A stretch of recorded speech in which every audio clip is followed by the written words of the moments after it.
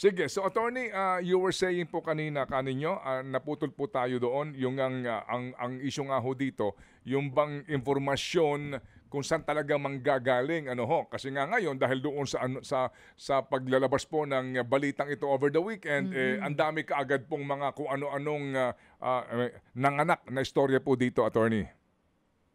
Oo nga eh. At kung babalikan ko po yung mismong interview ni Kabuts na Demonia, sabi niya, I have it on credible information ba? Kumbaga, may nagsabi sa kanya, hindi na nakita niya yung warrant. Kaya, posible pong meron, posibleng wala, kumbaga. Pero ang pinangahawakan niya ay hearsay information.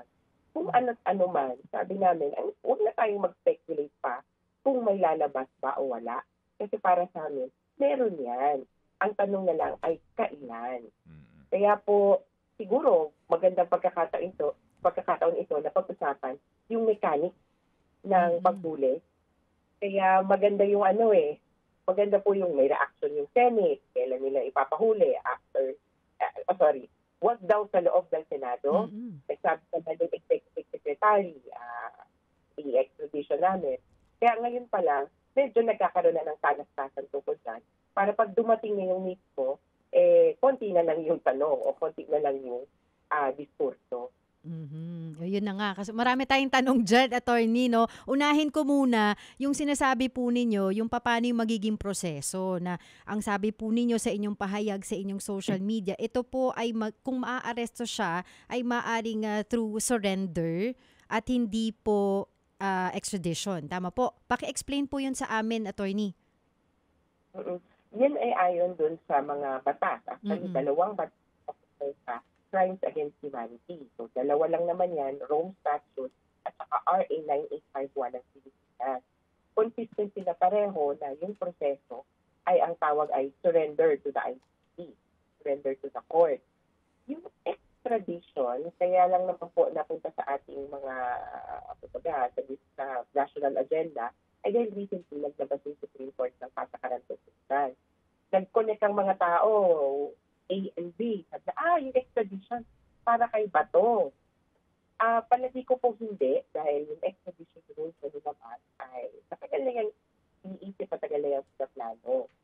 At nagkataon lang siguro yung timing. Pero kung ano man, ang extradition din ay tungkol sa pagpasa ng isang tao from one state to another. So, meron pong requesting country. At ang pinaka-concept po niyan, may foreign warrant, may foreign law. So, ng isang bansa. Pero hindi siya, dun pa lang hindi na katulad ng ICC. Dahil ang ICC po ay international law, international court.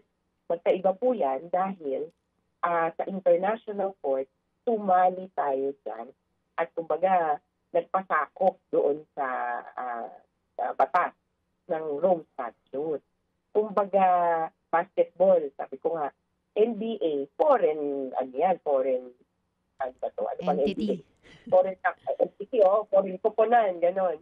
At yung pong FIBA ay international at sumali tayo doon. Kaya kapag tinatawag tayo ng FIBA, pupunta tayo. Pero pag ang nila, tinatawag ng NBA, sino kayo? Kaya dadaan kumbaga ng CBA. Kaya yung extradition po, dadaan ng local court dapat. Opo, opo. Sige, so kasi nga po yung po nangyari kay dating Pangulong Duterte, oo, sa ngayon po na sitwasyon, ito ho ay ano lamang theoretical, sa sitwasyon po ni Senator Bato, hindi na pwedeng yun ang pagdaanan po na pamamaraan, yung bigla na lang siyang aarestuhin at isasakay ng eroplano. Yung pong arrest, yung process of arrest, medyo nasunod, may irregularity din sa proseso ni Duterte kung ayon sa Rome Statute. Dapat po hinarap siya sa local court. Ito Yes. yung pinagtatanungan niya na Article 59 ng Rome Statute. Pero sa harap ng local court, ang tanong sa kanya ay similar dun sa tanong ng mga judges dun sa ICC nung initial appearance. Nalala niyo po yun, tinanong nga, anong birthday mo, anong pangalan ng magulang mo, gano'n. One, to determine identity. Two, to check if he's okay. Tinanong siya, actually, si Duterte nun, okay ka lang ba? May nangyari bang rights violation? ano yung proseso ng pag-aresto. And then thirdly, sasabihin na kung gusto mong mag-interim release, mag-apply, okay lang din. So they have to tell him about the remedy. That's all. Sa extradition kasi, kaya doon kami medyo nag-iisip pa, mas mahaba ang proseso kasi you have to prove the law. And that the law applies also to the Philippines, that it is a extraditable offense. You can even question the jurisdiction in a way of the court. Doon sa proseso sa Rome Statute, wala na pong ganon. You can only question the jurisdiction of the ICC, kumbaga, in the ICC, not in a Philippine court.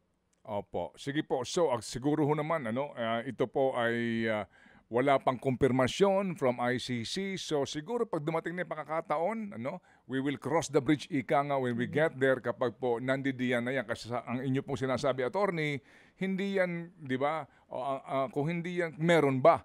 Ang tanong lang dyan, kailan ba ito ilalabas? Kasi po, kayo nakasisiguro, attorney, na meron at meron lalabas na arrest warrant coming from ICC against the senator.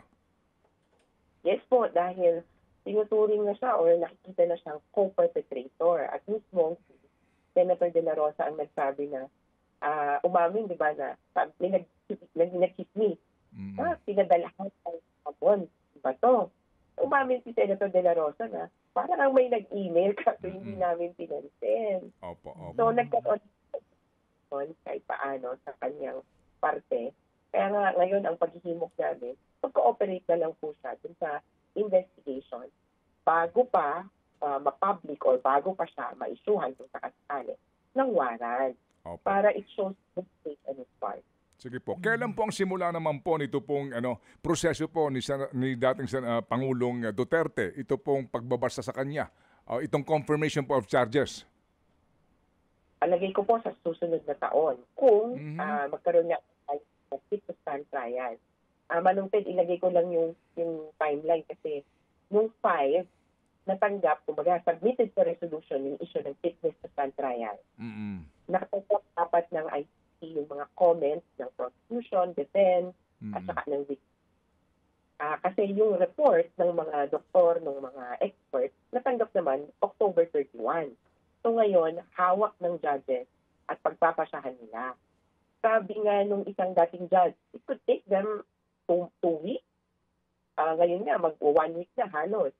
So maybe 2 weeks to decide. Ang problema, break ng ICC sa parang December 12 hanggang January 5. Kaya, ever, pagpasyahan nila, sabi nila, yes, fit to stand trial, ang hearing next year na. Opo. Kaya, pinilip po yung huling yung huling ganyan, nag-decide ang judges. Ito lang example, sa Eid case. Example, December 15 nilabas ang decision. Sinet ang susunod na hearing ng January 29. Opo. Kaya posibleng ganun kabilis, depende yan sa kung handa na tayo din sa confirmation of charges. Opo, okay. Sige, so mauna muna ho yung kung siya ba ay fit to stand trial. That's going to be the first decision. And then yung scheduling po noong pong desisyon kung talaga pang may basihan itong demandang ito. Ganun po yun, attorney, no? So yung pagbasa at pag-discuss yung sakdal. Opo. Medyo kakaiba sa ganun, may process pa, di ba? Binabasahan na lang. Yung of charges, pagkakataon din sa kabila, sa defense, na i-contest pa yung charges. Opo. Confirmation of charges. Kakaiba ito doon sa pag-establish ng probable cause naman. Opo. Pero sa ngayon, sabi nga namin, nabaliktad ang proseso, yung sa warrant, meron ng quote-unquote probable cause or reasonable grounds to believe that he committed crimes against humanity. Okay, sige po. Attorney Conti, salamat sa inyo pong panahon at muli kami makikibalita. Salamat at ingat po sa lahat. Thank you. Attorney Cristina Conti ang isa po sa mga assistant to counsel na mga biktima nga po ng war on drugs ng nakaraang administrasyon. Mga kapatid, brothers and sisters, saan ka pa? Dito na tayo sa totoo. Dito na tayo sa True FM. Mga kapatid, mag-subscribe and follow po kayo sa social media accounts ng True Network PH. Yan po kami. Hanapin nyo lang True Network PH, Facebook, Instagram, YouTube, TikTok, and podcast. Mapa Apple or Spotify man yan, mahahanap nyo kami. Lahat ng mga napapanood at napapakinggan nyo po sa programa, nasa social media accounts namin yan. So, paano mga kapatid? See you sa social media!